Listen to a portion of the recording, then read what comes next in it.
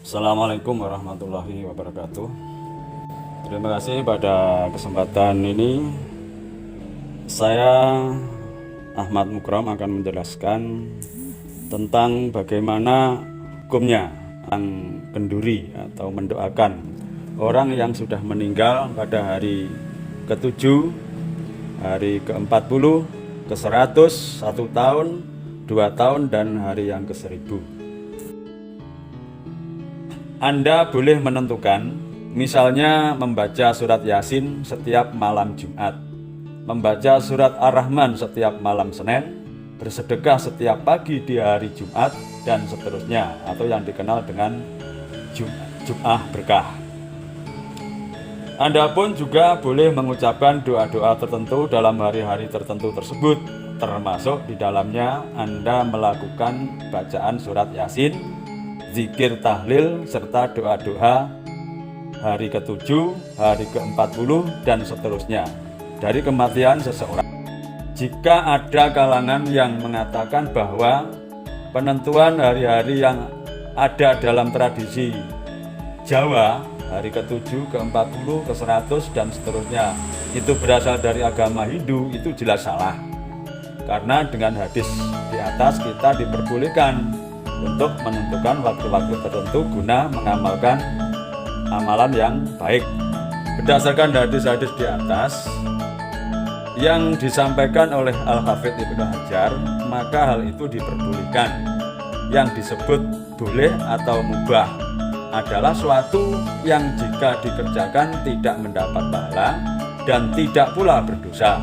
Sebaliknya, jika ditinggalkan tidak berpahala dan tidak berdosa. Artinya menentukan hari-hari tertentu tidaklah berpahala. Yang mengandung pahala itu adalah amaliyahnya.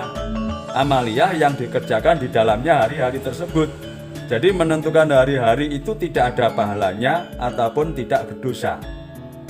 Jadi misalnya kita mendoakan mayat hari ke-7, ke-40, ke-100, dan seterusnya, itu penentuan harinya tidak berpahala, tapi yang berpahala itu adalah bacaan-bacaan yang ada dalam hari ke-7, hari ke-40, hari ke-100, dan sebagainya, yang menurut tradisi Jawa yang dibacakan surat Yasin, zikir, tahlil, dan sebagainya. Nah, itu yang berpahala. Ajaran-ajaran seperti 7 hari, 40 hari, 100 hari, pendak 1, pendak 2, dan 1000 hari, itu adalah sampai pada Rasulullah Shallallahu Alaihi Wasallam menurut ini Imam Taus karena dihukumi marfu.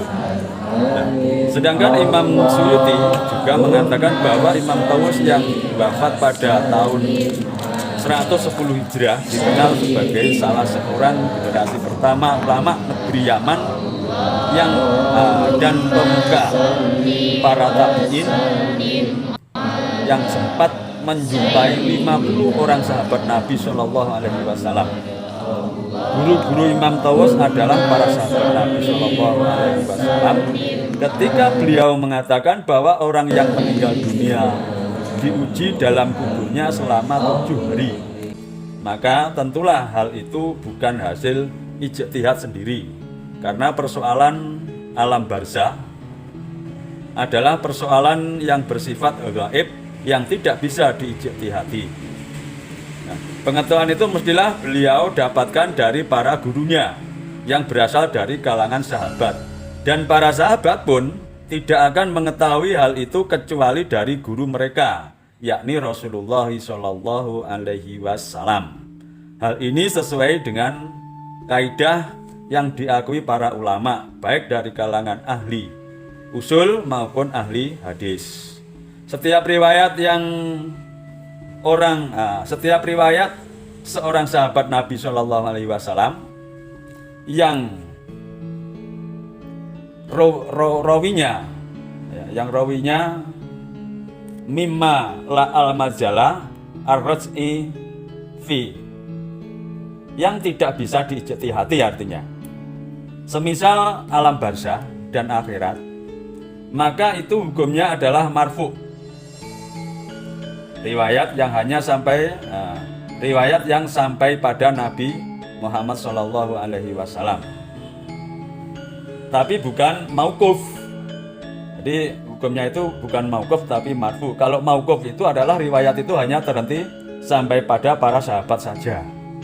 Nah, kalau demikian berhenti sampai pada para sahabat yang disebut dengan mauquf itu berarti bisa diijtihadi.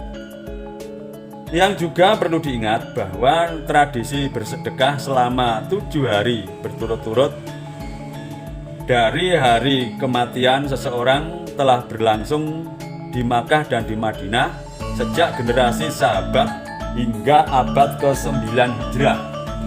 Sebagaimana yang ditegaskan oleh Imam As-Suyuti sebagai berikut.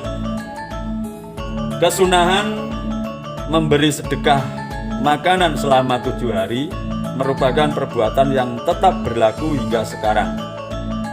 Zaman Imam Suyuti sekitar abad 9 Hijrah di Mekah dan Madinah. Yang jelas kebiasaan itu tidak pernah ditinggalkan sejak masa sahabat sampai sekarang. Dan tradisi itu diambil dari ulama salaf sejak generasi pertama masa sahabat Nabi Shallallahu Alaihi Wasallam. Dari Al-Fatawi juz 2 halaman 194. Lalu bagaimana dengan pendapat orang yang mengatakan bahwa tradisi memberi sedekah 7 hari berturut-turut itu adalah tinggalan atau warisan dari agama Hindu? Layakkah kita mempercayainya? Tentu saja pendapat yang demikian itu hanya keluar dari lisan seseorang yang tidak memiliki wawasan keislaman yang baik. Maka berhati-hatilah terhadap mereka yang biasanya hanya menyalah-nyalahkan saja, namun tidak memiliki ilmu yang memadai perihal sesuatu yang disalahkannya itu. Lalu bagaimana dengan tradisi setahunan atau yang dalam bahasa Jawa sering disebut haul atau haul? Adakah dalil untuk amaliyah yang demikian itu? Tentu saja ada. Pada acara tersebut akan dibacakan surat Yasin, bahkan ada yang membaca Al-Quran 1 hataman Quran. Dilanjutkan dengan tahlilan dengan berbagai untaian zikir kepada Allah dan menghadiahkannya pahala tersebut untuk orang yang meninggal dunia serta mendoakannya agar memperoleh tempat yang mulia di sisi Allah Subhanahu wa Ta'ala.